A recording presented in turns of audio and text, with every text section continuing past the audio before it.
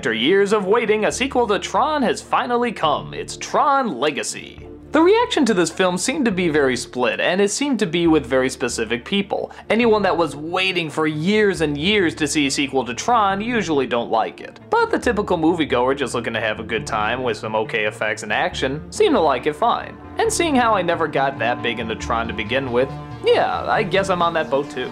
The setup is, years later, Flynn's son is the CEO of a gigantic corporation. But he's also a lost rebel that likes to sabotage his own corporation. Yeah, try to make sense out of that.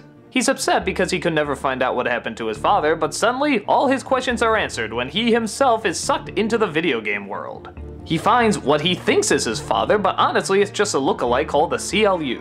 The CLU, of course, wants control of everything, and wants to keep Flynn as far away from it as possible. So, just as he's about to axe Flynn's son, Flynn's apprentice comes in and saves the day, reuniting the son with the father. And here's where it gets confusing and complicated again. I guess the reason that all this happened is because Flynn, while staying in the program, discovered some form of life that created itself and apparently has all the answers to life, the universe, religion, all that stuff. This is what caused the big split between Flynn and the CLU.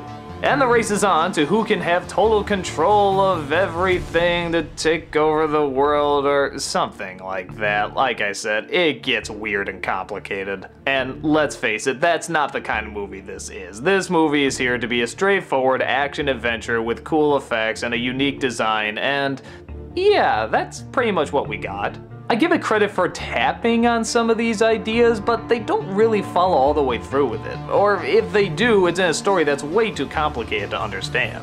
I guess in a way it is very much like the first one, as it is hard to follow, but with the first one it was tied in much more to the story and what was going on. Here, it's just sort of more of a side event, while the rest of the movie is busy making excuses to have fight sequences. But they're fun fight sequences, and there's a lot of great visuals. Is it great action? No, but I will give it credit for having a very unique design that adds on top of the original Tron film. You do look at this universe saying, yes, this is still Tron, but at the same time they've really updated it. It isn't just cleaning up the effects, it is still giving it its very unique look. Like, if you were to put on Tron and then Tron Legacy, you could clearly tell which one was which. So for me, I think the film is okay. I wasn't expecting much, and I got actually a little bit more than I expected, at least with the visuals and the action. But anyone hoping for some sort of groundbreaking film or the sequel you've been waiting years and years to continue the grand story and answer a lot of the questions, you're not gonna get it here. This is a punch-em-out movie with some nice effects and one or two ideas that are just sort of tapped upon.